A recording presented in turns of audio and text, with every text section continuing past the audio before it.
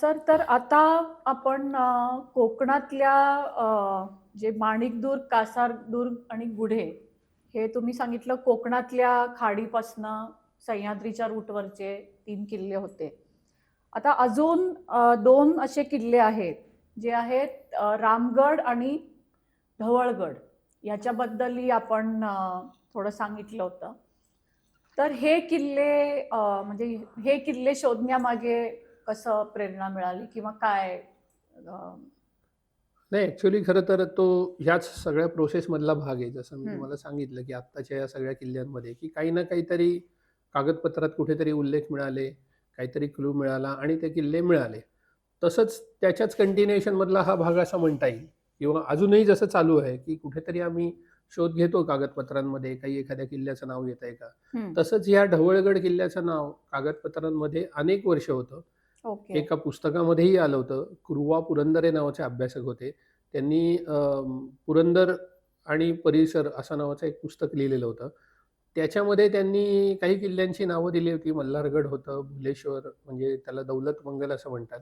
अ, आणि ढवळगड अशा किल्ल्याचा उल्लेख आला होता.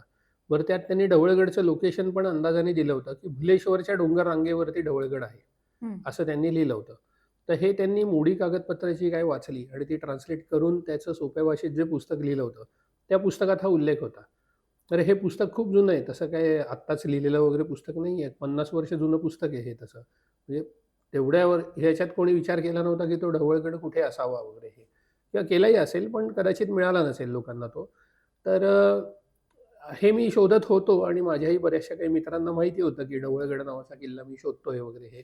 त्यात एक ओंकार ओक नावाचा माझा मित्र आहे हं. आणि मकरंद केतकर नावाचा माझा एक मित्र आहे. हे दोघं म्हणजे ओंकार तर दुर्ग भ्रमंती करतोच हं. आणि मकरंद हा थोडं निसर्गामध्ये जास्ती काम करतो. अच्छा. त्यांचं सासवड वगैरे परिसरामध्ये ते कोल्हे आणि हे सगळे जे प्राणी दिसतात, हं, हं, त्यांच्यावर हं. त्याचा अभ्यास आहे. अच्छा.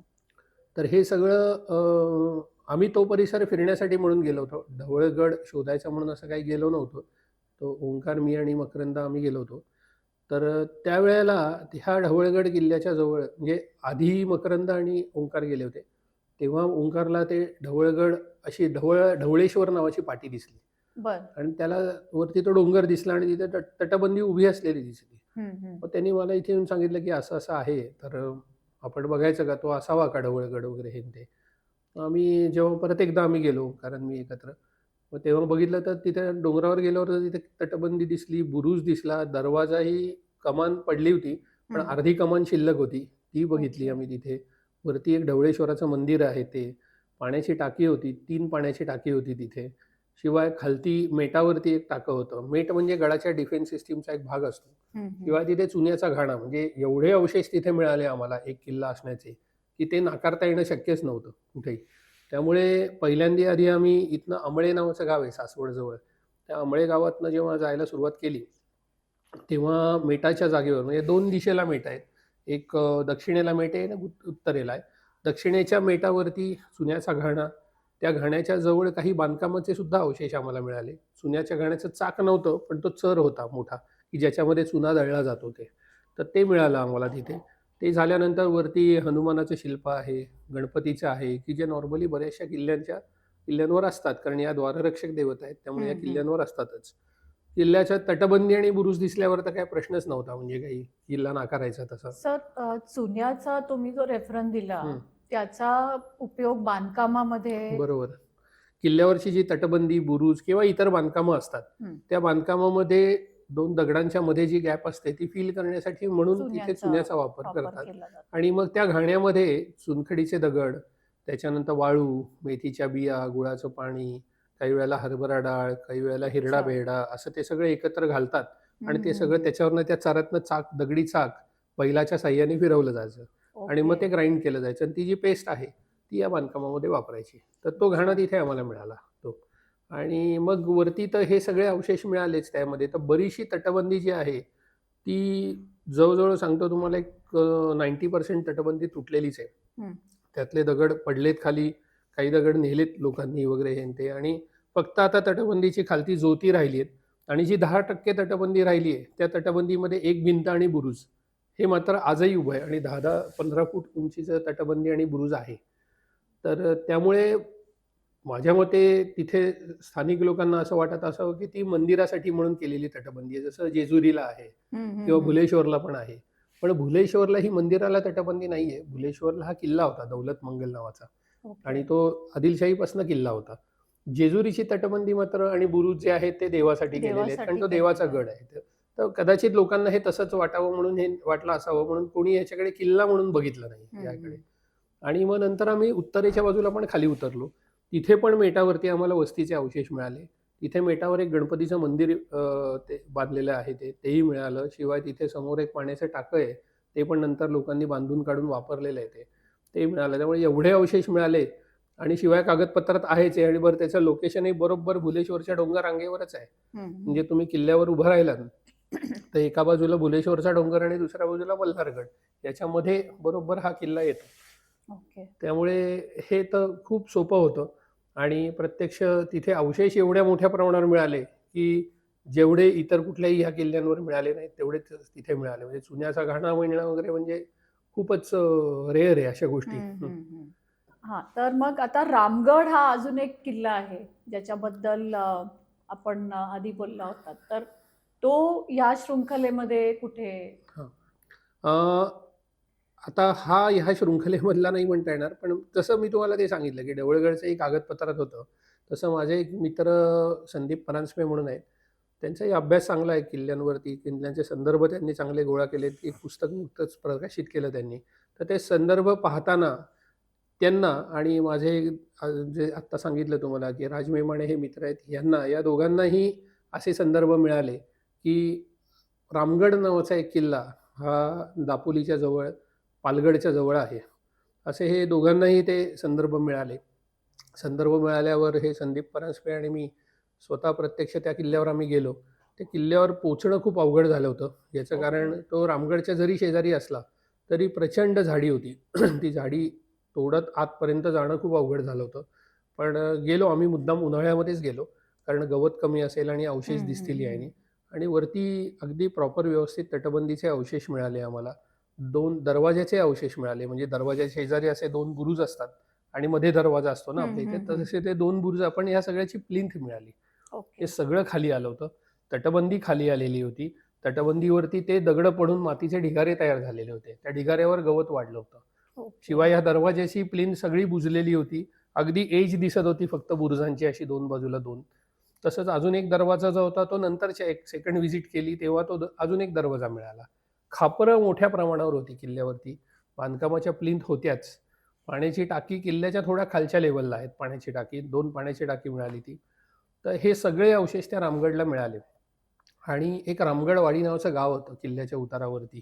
तर त्याचं आता राणेवाडी म्हणून आलंय. पण जुन्या मी जे सर्व्हेचे नकाशे तुम्हाला पहिल्या वेळेला सांगितलं, तो नकाशा आम्ही बघून गेलो होतो. त्याच्यात तिथे रामगडवाडी असं नाव लिहिलेलं आहे त्याचं, त्या गावाचं. तेव्हा त्यांना विचारलं गावातले, ते म्हटले, "हो, जुनं गाव होतं." म्हणजे आणि बरं त्याच्यात एक लढाईचाही उल्लेख होता. या किल्ल्यावर इंग्रजांनी तोफगोळे टाकले होते वगैरे हे अशा अशा पद्धतीची एक लढाई झाल्याचा सुद्धा त्या किल्ल्याच्या संदर्भात उल्लेख होता. तर हे जोडकिल्ले प्रकारातला किल्ला आहे हा. म्हणजे रामगड आणि पालगड. ओके. तर हे डोंगररांग एकच आहे. हं, हं. त्याच्यावर हे एक टेकाड आहे. थोडी मध्ये खिंडीसारखी जागा आहे. परत दुसरं एक दुसरं टेकाड आहे. टेकाड आहे. तर इथला पालगड हा माहितीच होता आधी. पण हा शेजारी रामगड आहे हे कोणाला माहीत नव्हतं. ओके. म्हणजे अगदी तिथे घेरा पालगड नावाचं गाव आहे. स्थानिक लोकांनाही माहीत नव्हतं, की असा रामगड नावाचा किल्ला आहे तिथे. तर म्हणजे जेव्हा आम्ही हे सगळं शोधलं, मग त्याच्या संदर्भामध्ये रिसर्च पेपर पब्लिश केला, तेव्हा काही स्थानिक लोकांनी असं सांगितलं, की नाही आम्हाला माहिती होतं. तर हे बरेच ठिकाणी होतं किंवा काही वेळेला ते मुद्दामूनही या गोष्टी केल्या जातात, की आम्हाला माहिती नाही असं कसं ना, असं असं त्यांना वाटतं हं, म्हणून ते हं. सांगतात. मग मीडियाला सांगतात आम्हाला माहिती होतं. पण मग माहिती होतं तर मग आजपर्यंत का नाही सांगितलं तुम्ही लोकांना, की इथे हं. रामगड किल्ला आहे? कारण पालगड किल्ला पाहायला लोकं येतात. ओके. मग तुम्ही पालगडच्या वेळी का नाही सांगितलं लोकांना, की इथे शेजारी रामगड आहे? शेजारी हा किल्ला आहे. हां, म्हणजे आता बरेचदा दरवर्षी तिथे शिवजयंती साजरी होते. हं. पालगडावरती. तिथे शिवाजी महाराजांचा पुतळा आहे, ते एक झेंडा लावलेला आहे वगैरे हे आणि त्यांनी शिवजयंतीला कार्यक्रम होतो. मी त्यांना विचारलं, "मग तुम्ही रामगडला का नाही केला कार्यक्रम कधी? जर रामगड माहिती होता तुम्हाला?" तर त्याची उत्तरं नाही मग त्या लोकांकडे, असं होतं ते. सर, हा रामगड किल्ला साधारणपणे कुठल्या कालखंडातला असेल? रामगडवरचे जर अवशेष पाहिले तर तो मराठ्यांच्या काळातला म्हणजे अगदी शिवाजी महाराजांच्या काळात सुद्धा असण्याची शक्यता असण्याची आहे, शक्यता नाकारता आहे. येत नाही आपल्याला. तसे पूर्ण अवशेष नाही मिळालेत आपल्याला किंवा अजून आपल्याला कागदोपत्री शिवकालीन काही संदर्भ नाही आहेत. पण शिवकाळातला असावा असं एकूण तिथल्या आर्किटेक्चर आणि या सगळ्या गोष्टींवरनं वाटतं. कारण हा सगळा जो प्रदेश आहे इकडचा, हा सिद्धी आणि कायम म्हणजे तो लढाईतच राहिलेला प्रदेश आहे. कारण काही वेळेला हा भाग सिद्धीकडे असायचा, हं. काही वेळा मराठ्यांकडे असायचा. कान्होजी आंग्र्यांच्या काळामध्ये हा सुद्धा किल्ला मराठ्यांकडे होता, पालगड.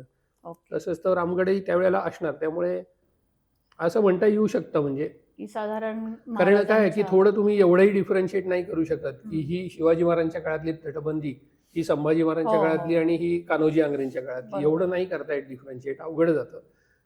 पण एकूण तिथल्या अवशेषांवरनं तरी म्हणू शकतो, म्हणू शकतो. की तो असावा. बरं. तर आता एक प्रश्न असा आहे, की आत्ताच रिसेंटली एक बातमी आली होती, की महाराष्ट्रातले जवळ-जवळ 12 किल्ल्यांना हेरिटेज स्टेटस हो, मिळालेलं आहे. तर आपण बोलता-बोलता एकदा म्हणाला होतात, की आपण महाराष्ट्र गव्हर्नमेंटच्या एका कमिटीवरही काम करता हो, आणि ज्या कमिटीनी रेकमेंडेशन दिले या हेरिटेज हो, स्टेटससाठी, त्याच्यात तुमचाही महत्त्वाचा रोल होता. हो. तर ह्याबद्दल थोडं तुमच्याकडनं ऐकायला आवडेल. अ, हे महाराष्ट्रातले 11 आणि एक तामिळनाडूतला जिंजी असं 12 किल्ल्यांना ते हेरिटेज स्टेटस मिळालेलं आहे ते. आणि ह्याच्यासाठी ते नॉमिनेशनसाठी हे किल्ले यावर्षी आपल्या भारत सरकारकडनं ते पाठवले गेलेले होते. आणि त्याच्यामध्ये सगळ्यांचा सहभाग असतो म्हणजे इकडनं सगळं आपण जी माहिती आपल्याला द्यायला लागते सगळी, ते पूर्ण डोजियर तयार करण्यासाठी म्हणून जी माहिती दिली, त्यात माहितीमध्ये ते सगळी इतिहासाची माहिती गोळा करणारे, तांत्रिक गोष्टींची माहिती गोळा करणारे आर्किटेक्ट असतात, हं, त्या हं, हं. लोकांचे, प्रत्यक्ष फील्डवर काम करणारे लोकं, असं सगळ्यांचाच सहभाग असतो ओके. त्याच्यामध्ये. तर त्यात एक शासनाने एक मॉनिटरिंग कमिटी नेमलेली होती, त्याच्यामध्ये मी होतो. आणि शिवाय वेळोवेळी पुरातत्व विभागाकडनं आम्हाला काही म्हणजे त्यांना जी काही मदत लागेल ती आम्ही मदत करत होतो. म्हणजे एक खांदेरी नावाचा किल्ला आहे, तिथे उत्खनन केलेलं होतं मी. त्या उत्खननाचा रिपोर्ट एक त्यांना महत्त्वाचा ठरला या सगळ्या ह्याच्यामध्ये. तसंच साल्हेर नावाचा किल्ला आहे, तिथे सुद्धा आम्ही उत्खनन केलेलं होतं. तेही रिपोर्ट महत्त्वाचा ठरला कारण साल्हेरला त्यांनी काही ऑब्जेक्शन घेतलेली होती. पण मग पुरातत्व विभागाने सांगितलं, की आम्ही उत्खनन करू आणि तुम्हाला त्याचा रिपोर्ट देऊ. तर ते आम्ही डेक्कन कॉलेजने तिथे 2 महिन्यात उत्खनन करून त्याचा रिपोर्ट त्यांना सबमिट केला, की ज्याचा फायदा झाला पुढे त्यांना. म्हणजे एकूणच आत्ता हे जे 11 किल्ले आहेत महाराष्ट्रातले, त्यातल्या मोजून 4 किल्ल्यांवर उत्खननं झालेली आहेत. रायगडला झालेलं आहे, ते ए-एस-आयनी केलंय. राजगडला झालेलं आहे आणि पुढचे हे 2 खांदेरी आणि साल्हेर चालेल. याच्यावर आम्ही उत्खनन केलंय. माझा त्यात सहभाग होता त्या दोन्ही उत्खननांमध्ये. ओके. त्यामुळे त्याचा फायदा या नॉमिनेशनमध्ये आपल्याला झाला. नॉमिनेशनमध्ये झाला. आणि आता पुढे नॉमिनेशन झाल्यानंतर खरं आव्हान आहे पुढचं. हं. कारण आता खरं त्या किल्ल्यांवरती जतन संवर्धन करणं गरजेचं आहे. ते करावं लागणार आहे. तिथपर्यंत जायचे रस्ते, पर्यटकांसाठी सुविधा ह्या सगळ्या गोष्टी आपल्याला पुढच्या 5 वर्षात करायच्या आहेत. आणि त्या नाही गेल्या तर ते स्टेटसही काढून घेतलं जातं. त्यामुळे अच्छा. त्याच्यासाठी म्हणून ते टिकवण्यासाठी म्हणून आता टिकवणं हे जास्ती गरजेचं आहे आपल्याला. हं, ते हं, मोठं हं. आव्हान आहे. त्यामुळे आपल्याकडनं ती म्हणजे या सगळ्या गोष्टी होतील असं मला आशा आहे त्यामध्ये. म्हणजे ह्याची थोडीशी घाई करावी लागणार आहे. कारण तुम्ही जसं म्हणताय पुढच्या 5 वर्षात हे संवर्धन हो. आणि याचं ॲटलीस्ट आहे तसं स्टेटस को मेंटेन हो, हो, करून हो. तिकडे जास्तीत जास्त पर्यटन वाढावं आणि जास्तीत जास्त लोकांपर्यंत हा इतिहास पोहोचावा, बरोबर. ही ह्याच्या मागची हां, भावना आहे. याच्यामध्ये काय असतं, की त्यांचे नॉर्म असतात युनेस्कोचे आणि त्यांच्या नियमांप्रमाणे आपल्याला किल्ल्याचं संवर्धन करणं गरजेचं आहे. ओके. आपल्याला पाहिजे तसं नाही करायचं आहे. त्यांच्या हं. नियमांप्रमाणे त्यांच्याकडनं फंडिंग अजिबात मिळत नाही. ओके. युनेस्कोला नामांकन दिलं याचा अर्थ ते काही पैसे देतात असा होत नाही. ते ₹1 देत नाहीत आपल्याला. आपल्याला आपणच खर्च करून त्यांच्या नियमांप्रमाणे आपल्याला ते किल्ले मेंटेन करायला लागतात. ओके. तर आता आपण हे जे किल्ले जे तुम्ही सांगितलं, की इतके तुम्ही सगळे प्रयत्न करून इतक्या वेळेला तिकडे तुम्हाला जावं लागलं. मे बी एक किल्ला शोधायला 1-2 वर्ष गेली असतील. तर तितक्या वेळेला तिकडे जायचं, तिथल्या लोकांशी बोलायचं आणि जो काय याच्या मागे जो काय खर्च जो काय लागला हं. किंवा जे काय फंड्स लागले, रिसोर्सेस लागले, त्याच्यासाठी तुम्हाला कोणाकडनं मदत मिळाली का तुम्ही हे सगळं स्वतःच्याच म्हणजे अ, सेल्फ फंडिंग ह्याच्यासाठी तुम्ही नाही, केलं? तसं काही मदत घेण्याचा काही कधी विचारही नाही केला त्यामध्ये. कारण हे सगळं संशोधन सुरुवातीला जे करत होतो, त्याच्यामध्ये म्हणजे डेक्कन कॉलेजला मी नोकरीलाच होतो त्यावेळेला. त्यामुळे तसा प्रश्न नव्हता. म्हणजे ह्या संदर्भात काही प्रोजेक्ट घेऊनही काम करता येतं. पण परत असं आहे की काही नाही एखादी साईट सापडली तर काय मग हे. हं, हं, हं. त्यामुळे ह्याच्यासाठी तसं केलं नाही. कारण एकतर पहिला किल्ला मी तुम्हाला जसं सांगितलं की ॲक्सिडेंटलीच सापडला. ॲक्सिडेंटली पण सापडला. नंतरचे जे होते ते म्हणजे किल्ले कागदपत्रात आहेत, पण प्रत्यक्ष जाऊन शोधणं आणि ते मिळणार आहेत का नाही हे माहीत नाही आहे आपल्याला ते. करेक्ट. त्याच्यामुळे बरं ते अशी प्रोजेक्ट जेव्हा घेतो ना, तेव्हा टाईमलाईन असते त्याला काहीतरी. हं, हं, तेवढ्या हं. टाईमलाईनमध्ये तुम्हाला ते सगळं त्याचं आउटपुट त्यांना द्यायला लागतं. हं. ते जर नाही देऊ शकलो, तर त्यामुळे मी असा काही प्रोजेक्ट घेतला नाही. नाहीतर प्रोजेक्ट ओके. घेऊन या सगळ्या गोष्टी करता येऊ करता येऊ शकतात शकतात. त्याच्यामध्ये. पण इथे आपल्याला रिझल्टची शाश्वती गॅरंटी नसते, नाही. की तो आत्ता मिळेलच का नाही, का किती वर्षांनी मिळेल वगैरे ते. बरोबर. त्यामुळे तसं नाही केलं. त्याला फंडिंग असं काही नाही. आम्हीच माझा खर्च करून ते सगळे किल्ले बघितले. सर हे जे किल्ले आपण आज जे डिस्कस केले, तर कोणाला जर तिकडे प्रत्यक्षात जाऊन बघायचं असेल, तर त्याच्याबद्दल तुमची काही मदत किंवा तुम्ही प्रत्यक्षात त्यांना घेऊन जाऊ शकाल असं काही? आता वेगवेगळ्या संस्था आहेत आपल्या महाराष्ट्रामध्ये, की जे दुर्गभ्रमण घडवतात लोकांना. तर ह्या बऱ्याचशा संस्था संपर्कात असतात.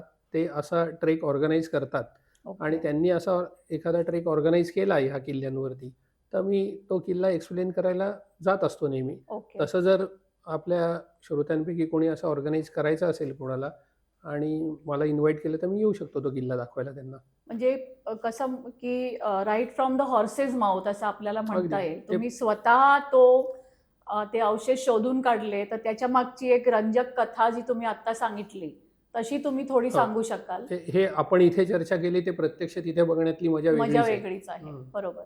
किंवा सर असाही एक प्रश्न मनात येतो, की असे जर कोणी इतिहास संशोधक, अभ्यासू अशी कोणी तरुण असतील, कोणी लोकं असतील, ज्यांना मे बी असे काही क्लूज ज्यांच्याकडे हो. आहेत, पण त्यांना एक पर्टिक्युलर वाट मिळत नाहीये, हं. की कुठली वाट घ्यायची, की बरोबर. शोधायला कसं जायचं, काय प्रोसेस फॉलो करायची. तर अशा प्रकारची काही मदत जर तुमच्याकडे कोणी जर आले, तर त्या हं. वेळेला हो. तुम्ही नक्की. काय होतं मी बरेचदा आता हे मी 2006 पासनं हे किल्ले शोधायला सुरुवात केली. शेवटचा आत्ता किल्ला आम्ही 2022 मध्ये शोधला. म्हणजे या 6 ते 22 एवढ्या वर्षात आम्हाला 7च किल्ले मिळाले. हं, म्हणजे एवढी वर्ष तिथे वेळ घालवायला लागला आम्हाला. बरोबर. तर तो थोडा पेशन्स ठेवला पाहिजे. बरेचदा असं होतं, की हे पाहून उत्साहामध्ये कुठल्यातरी एखाद्या डोंगराला किल्ला म्हणून टाकतात.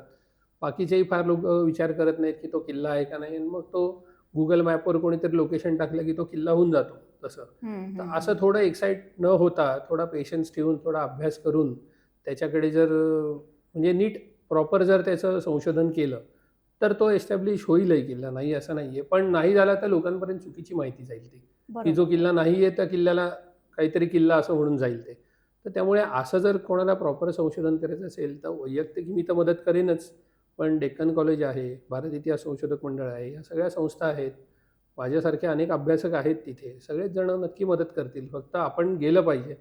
आपण आधीच ठरवून टाकणार असू, की हा किल्ला आहे आणि आम्ही कोणाशीच चर्चा करणार नाही, तर असं होणार नाही. आणि याची एक स्टेप बाय स्टेप पद्धत आहे सगळं. एक्सप्लोरेशन आहे, त्याच्यानंतर तुम्ही आर्टिकल लिहा. तुमचा रिसर्च जो आहे तो प्रेझेंट करा तुम्ही कॉन्फरन्समध्ये किंवा भारत इतिहास संशोधक मंडळात पाक्षिक सभा होतात. ओके. त्याच्यामध्ये प्रेझेंट करा, लोकांसमोर ठेवा, लोकं काय म्हणतायत ते ऐका आणि मग त्याच्याप्रमाणे पुढे जाता येऊ शकतं. ह्या गोष्टी थोड्या फॉलो केल्या पाहिजेत. तर ही संशोधनाची पद्धत आहे खरी. अच्छा. परस्पर एखादा किल्ला, हा किल्ला शोधला म्हणायचा आणि ते पेपरमध्ये त्याची बातमी करायची हे संशोधन नाहीये. हं, हं. कारण तिथे प्रश्नोत्तराला वाव नसतो. तुम्ही आधीच आणि काय बरेचदा असं होतं, की पत्रकार वगैरे सुद्धा ते काहीतरी सनसनाटी पाहिजे म्हटल्यावर ते छापून टाकतात. हा किल्ला सापडला, तो किल्ला सापडला असं. पण ते हं. ज्यांनी जी माहिती दिली आहे त्यांनी अभ्यास करून पुढे गेलं पाहिजे असं मला वाटतं. ओके. तर आता थोडंसं एक जाता-जाता एक प्रश्न असा, की हे जे सगळे किल्ले आता आपण शोधले किंवा आता ते माहिती आहे, की ह्या पर्टिक्युलर जागी हा किल्ला उभा आहे. तर आता त्याच्याबद्दल गव्हर्नमेंटकडनं एखादं रिकॉग्निशन किंवा अशा स्वरूपात काही आता आहे का आपल्याकडे? आपल्याकडे तशी काहीच व्यवस्था नाहीये, की हे असं काही ह्याची नोंद करून घ्यायची किंवा काय अशी कुठलीच व्यवस्था नाही आहे. रिसर्च आर्टिकल पब्लिश केलेलं आहे मी. ती पब्लिश आर्टिकल वेगवेगळ्या जर्नल्समध्ये आहेत. वेगवेगळ्या संशोधन पत्रिकेमध्ये सुद्धा ती आलेली आहेत ती. त्याच्यामुळे हीच काय ती नोंदणी ही माझ्याकडनं झालेली आहे. ओके. पण गव्हर्नमेंटमध्ये अशी काही व्यवस्था नाही आहे, की हां, तुम्ही हा किल्ला शोधलात, तर ह्याची आम्ही नोंद करून घेतो वगैरे. अशी कुठलीच व्यवस्था कुठेही नाही आहे आपल्या इकडे. ती बरं. त्यामुळे बाकीच्या किल्ल्यांची पण नाही आहे. म्हणजे फक्त ह्याच किल्ल्यांचं असं नाही सांगत. एकूणच आपल्या इकडे महाराष्ट्रात किती किल्ले आहेत, त्याची नोंदणी आणि मग त्याच्यामध्ये अशा किल्ल्याचं स्क्रुटिनी करून, की खरंच हा आहे का? ते आर्टिकल तपासून आणि मग त्या किल्ल्याचं आपण लिस्टिंग करावं. अशी काही व्यवस्था आपल्याकडे काहीच नाही आहे. तर हे एक मोलाचं संशोधन जे आपण केलेलं आहे, ते जास्तीत जास्त लोकांपर्यंत पोहोचावं आणि हा एपिसोड पाहिल्यानंतर अ, वेगवेगळ्या स्तरातल्या लोकांनी या किल्ल्यांना भेट द्यावी आणि अ, अशा प्रकारचे अशा प्रकारचं अजून संशोधन काही लोकांनी हे पुढे पण हं. चालवावं, अशीच आपण अपेक्षा करू आणि आपला मूल्यवान वेळ आम्हाला दिल्याबद्दल खूप खूप धन्यवाद. धन्यवाद. तर मित्रांनो आणि मैत्रिणींनो, नक्कीच आपल्याला हा एपिसोड आवडला असेल आणि आपल्यातले जे दुर्गप्रेमी आहेत, त्यांनी जरूर जाऊन हे किल्ले पाहावेत आणि त्याचा आनंद घ्यावा. डॉक्टर साहेबांनी एवढे परिश्रम घेऊन हे जे किल्ले शोधलेत, ते नक्की पहा आणि तुमच्या प्रतिक्रिया कमेंटमध्ये जरूर लिहा. लवकरच पुन्हा भेटू. धन्यवाद.